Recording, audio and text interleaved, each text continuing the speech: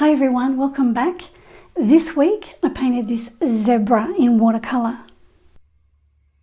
So in this video I'm going to show you some of the techniques that I used.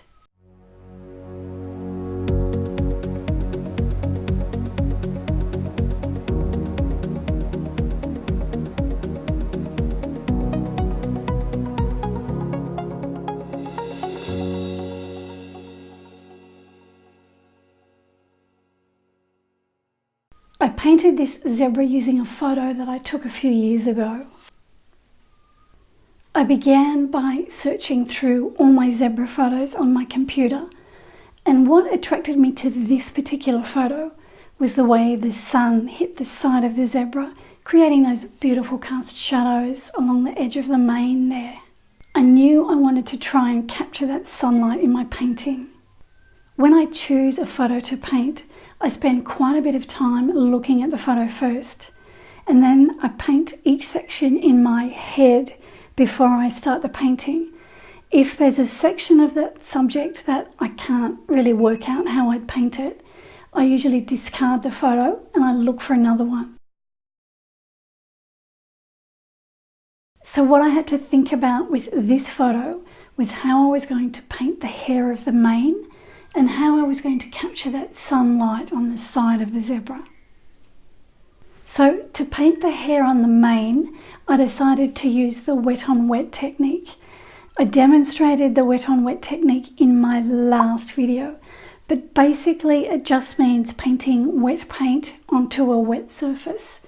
So rather than paint the zebra's mane on dry paper, I knew it would be easier and more effective to paint it on wet paper. So I'll give you a quick look at what I did with the mane. So I'm just starting off the mane here, and what I'm doing is wetting it with water just so that I can work on the damp paper. So when I've got a small section of it covered with water, then I can put the paint on. So here I've got some burnt sienna, and I'm just painting that onto the damp paper. And I'm only wetting a section of the mane at a time, because if I wet the whole mane and try to paint it, it'll dry before I finish it. So I just paint a small section of the mane with water, and then I put some paint on there before the water dries.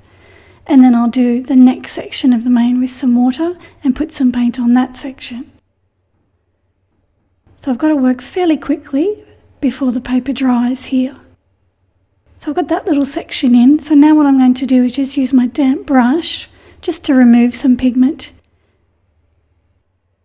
So I'm just taking a little bit of pigment off there just to expose the paper again so that I get some light areas in the mane. So now I've switched to a smaller brush and I've got some really dark sepia here. So I'm using lots of pigment. And I'm just painting that onto the damp burnt sienna. And that just blends with the burnt sienna and creates some dark areas. So I'm just dropping the paint in there, avoiding those light spots that I just removed. And then the colours will just blend together by themselves because the paper's damp. So when I had done this section, I wet the next section about the same size with some water. And I continued on. I put the burnt sienna on first, and then I removed a bit of paint with my brush, and then I put the sepia on before it dried. So towards the end of the painting and long after the mane had dried, I just started to use some white ink. This is archival white ink by Winsor & Newton. I'm just adding a bit of detail on the edge of the mane with this, just here and there. Just pull that white ink back into the black stripes, and that just creates a bit of detail on the mane. So that was a fairly simple way to paint the mane without having to sit there and paint all those individual hairs.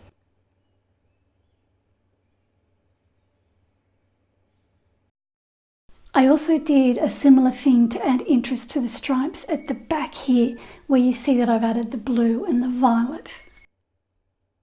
So here on the back of the zebra, I've just painted a layer of paint. I've let that dry, and now I'm giving it a second layer just so that I can deepen the colour. But instead of painting on the dry paper, I want to paint on damp paper. So I'm just wetting the stripe where I'll be working. And now I've got my black paint. Paint that onto the damp paper. And then before that paint dries and before the paper dries, I'm going to switch colours and use some Winsor Violet. And I'll paint that over the violet area. So here I've got some Winsor Violet. I just paint that onto the damp paper. Now because the paper is damp, those two colours just blend together by themselves.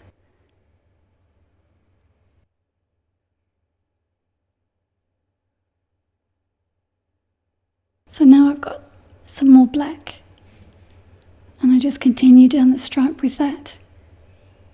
So that dampness on the paper just allows those colours to merge together softly without any hard edges forming in the paint. And that's what it looked like after it had dried. To capture the sunlight on the stripes, I used a technique called glazing, which just means to paint a wash of one colour over another that's completely dried. This technique I also demonstrated in a recent video, so check that one out if you want to know more about it. Now glazing allows you to change the colour that you've got on the paper or to deepen the colour value. So I'll show you what I did with that section of the painting where the sun's warming up those stripes. Now the top section of this stripe here has a layer of burnt sienna over the top. Now I've let that layer of paint dry, and now I'm painting a watery wash of the black over the top of that. So this layer of watery paint will sit over the top of the entire stripe. And once I've painted this on, I have to let it dry before I paint the next layer on. So I've taken it all the way down the stripe. I'm painting over the shadow area here.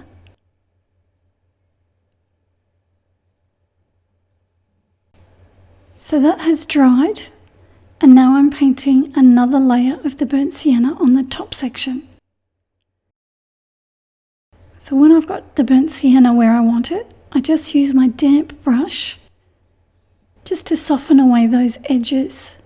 So just here, the damp brush takes away that edge, and down here, the damp brush just rubs away that edge. So I allowed it to dry again, and now I'm coming back with some darker pigment now so that I can paint the shadow area on. And that section of burnt sienna just creates some warmth on the stripe. So where I'm painting at the moment is where the shadow is sitting on the stripe. So that gets painted in with really dark pigment, just so that I get that contrast between the light and the dark. I put that second layer of burnt sienna over the top of the black because I felt that the burnt sienna wasn't bright enough. Okay, so now I can paint the shadow where the mane is. So just up here, I get some more paint and I paint that onto the dry paper.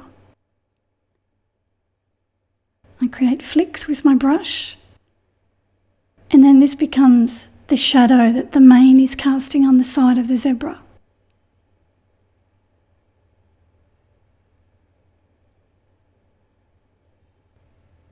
So now I'm going to switch to my smaller brush so that I can create some finer hairs. And here I can extend the paint where the purple shadow is, or the violet shadow.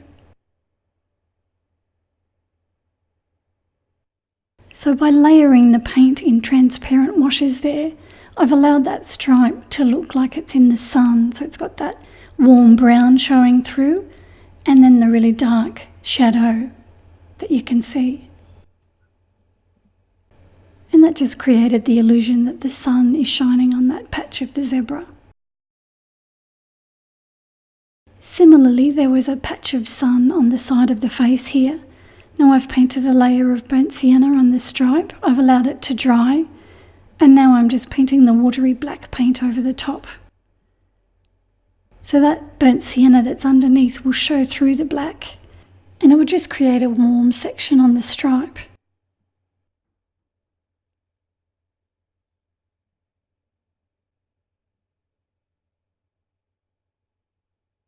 If you want to see the entire zebra tutorial, it's available on Patreon now. Patrons have access to the line drawing, my reference photo, some progress photos, and my finished painting, so they can paint along with me. I'll put a link to Patreon in the description of this video. So thanks guys, I hope you enjoyed the video. Happy painting, and please hit that subscribe button if you haven't already, and I'll be back soon with another tutorial.